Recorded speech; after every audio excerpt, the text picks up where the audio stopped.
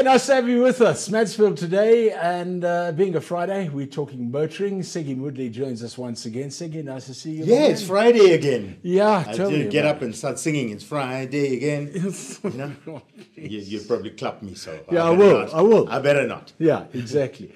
Now, last week we were talking about the second-hand market and how that's changed a bit. Roy McAllister from Mercedes-Benz brought up the whole aspect of this new right to repair. So we thought it would be a good idea to get somebody from them. From them, yes, and the man who's actually the head of the right to repair, who's got the whole ball going and the ball rolling, and to get rid of the monopoly of, I don't know where this is headed, Jerome, but I can tell you now, everybody's got to up the game. Everyone's got to up the game to stay in the game, actually. Okay, let's invite Gunther Schritz into this conversation. Gunther, thank you very much for joining us. Gunther is the chairperson of the Right to Repair campaign. I'm very glad to see that you use the same way to describe yourselves as we do on Mansfield today by using the number 2 in your slogan as well. Firstly, where did this all start, Gunther? Hi, thanks for the invite. So, right to repair, and I must say, it wasn't started by me. It was started actually many decades ago, and interestingly enough, the concept started in the computer industry in the US, where kind of the computer manufacturers, they started saying, okay, we're putting a seal on the box, and if anybody breaks the seal, your warranty on everything is gone forever. And then the US Congress said, no, that's not the way it should be, and they brought in the so-called what they call the Makers and Most Warranty Act, which says that for any product, the manufacturer cannot just decline the warranty just because somebody else has touched the product. So that's the kind of, it was one of the starting points in the US. Then over the years, we got added legislation around that in the US and also in Europe, mainly in 2002 in Europe, where they started what they call the block exemption regulation.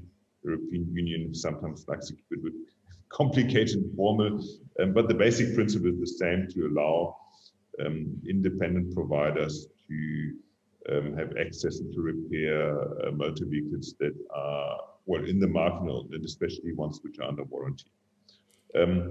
In South Africa, it was actually Les McMaster, one of my colleagues. He's got the ball rolling about, I think, 10, 11 years ago.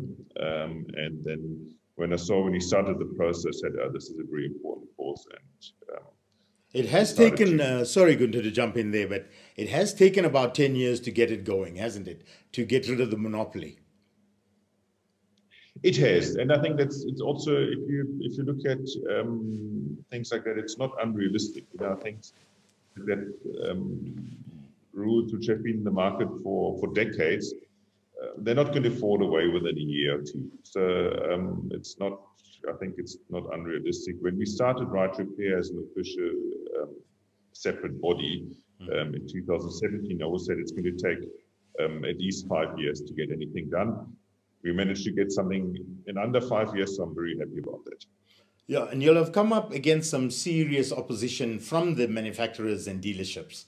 I do know that, but it has been implemented, if I may use that word loosely, on the 1st of July 2021. Am I right? Yes, that's right. Okay, but in saying it's been implemented, there are a lot of lay people out there when walking in to purchase a vehicle. And I did read one of the, whatever it is, whatever you want to call it, but one of the lines in the document said that the salesperson has to give you the different numbers on the car. In other words, the price of the car, as well as what the maintenance plan costs, and then it's up to the client to determine if he or she wants to take both the maintenance plan and with the car or without. Am I right in saying that? Yes, that's correct.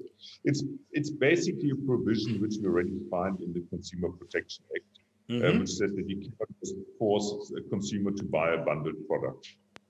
Yeah, but And I think, before you guys brought out the right to repair, or before that was implemented, if you walked into BMW, they wouldn't sell you a car, or I'm saying BMW as an example, BMW, Audi, Mercedes, VW, they wouldn't sell you a motor vehicle without you having the motor plan in the price already. So you were kind of forced to take it.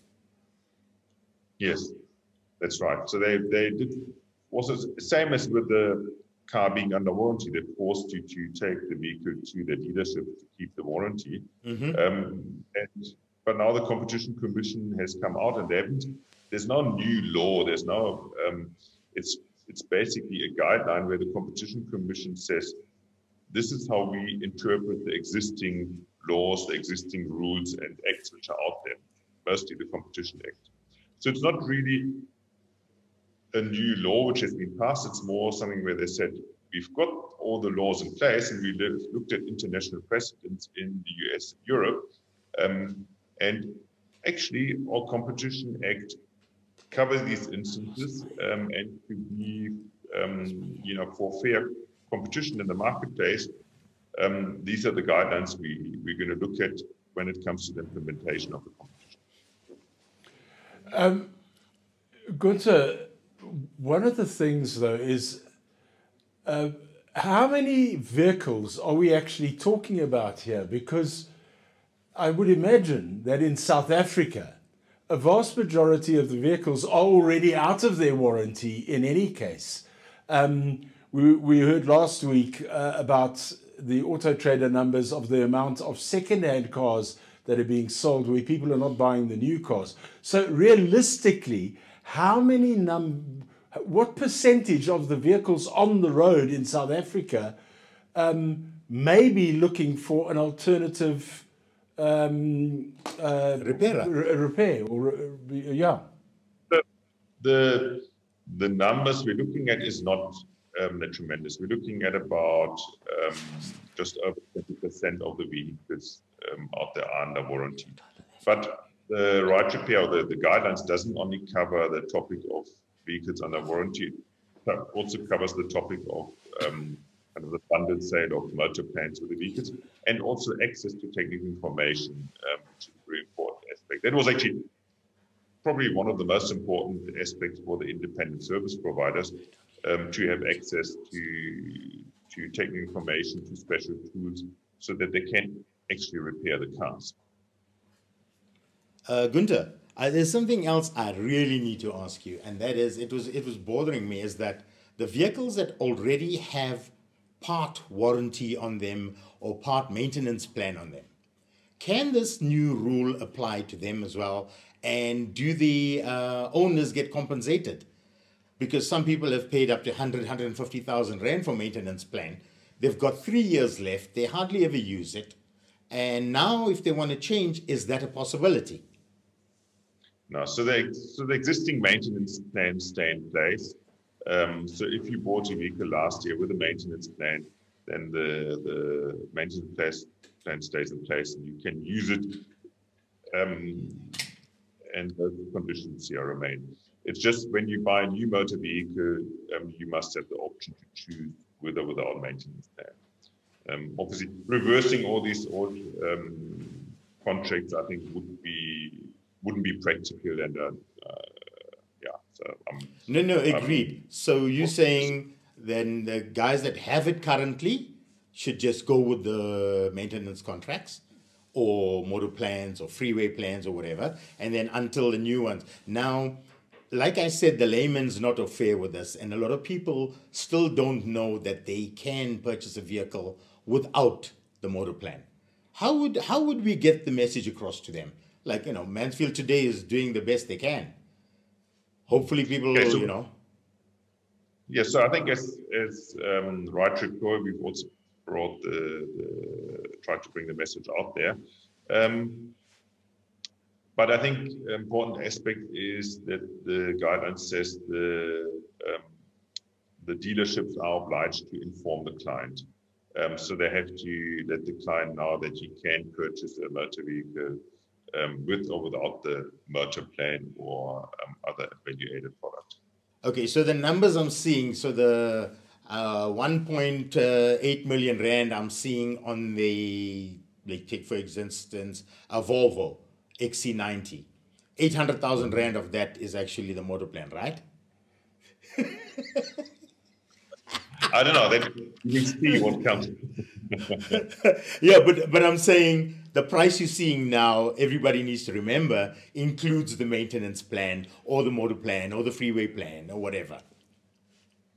That's right, and it's, I think the easiest way to get an idea of how much the motor plan is, if you don't trust the numbers given to you by the OEM and by the dealership, is for you to look at overseas what the prices are for the motor vehicles, where they are sold without a motor plan or freeway plan.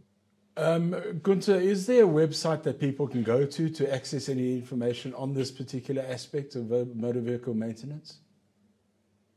Well, we've got a website as Right Repair, rightrepair.org.za, where we give some basic information about the guidelines, what it means for the consumer. The Competition Commission has also published some basic information for stakeholders, consumers, and independent service providers, what the guidelines are going to mean for them. And otherwise, I think a lot of information is going to start coming out now with the implementation. We're going to see the offerings from the manufacturers, from the OEMs in terms of parts pricing, also in terms of vehicles being sold without motor plan. That's going to be, that's going to be coming out in the next few weeks and months, I suspect. So if you say buy a car without a motor plan, and the dealership really wants you to come back to them, they're going to have to give you a pretty good deal on the maintenance and repairs now, won't they?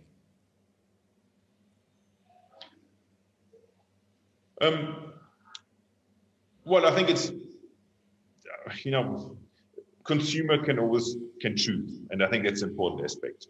So if you as a consumer are happy with the service you're getting and with the price that you're paying for it, you're going to stay at the dealership. In the past, a lot of consumers had to stay in the dealership unless they were willing to lose their warranty, and that's why they stayed. Going forward, the consumer has the choice, and I think that's an important aspect of it. And I think that's the very simple, basic principle behind it, that the consumer should have the choice to go to the place that he thinks gives them the best value and service for money. And what this does as well, and I was quite happy to see this, is that a lot of consumers were getting their motor plans declared null and void for little modifications they had done on the car that had really no impact on the vehicle. But because they could cancel the motor plan or the freeway plan, the manufacturers chose to do that for however little change that the client did to the vehicle. Will this now help a little bit more in that regard? Yes, definitely. That's one of the most important aspects that obviously, if, I'll give the example, if you drive your car into a lamppost, you cannot claim the headlight under the warranty from the OEM. But I tried that once, didn't work, no. Yeah, so I think that's always been, it's going to stay like that. But if you decide to put your roof rack of choice on, if you decide to put your tires of choice on or use your brake pads of choice, that cannot affect your warranty. They cannot say, oh, your engine has failed, but you got the wrong brake pads on. Yeah, exactly. Yes. So I think that's an important aspect. You see, now I can understand why Siggy's getting so excited about this, because all he sees is, hey, brother, look, I got this deal from this guy. What you going to do? What you going to do? Exactly. That's why at the Right to Repair. But in certain instances, I think that somebody who wants to choose an aftermarket repairer needs to be a little careful, especially in finding out that the aftermarket repairer has the capability and the tools to work on their specific vehicle. And I think that's where the right to repair needs to just we need to make it very clear that if you are taking your car to an aftermarket repairer, please ensure that they have the right credentials to work on said vehicle. Yeah, very, very important point.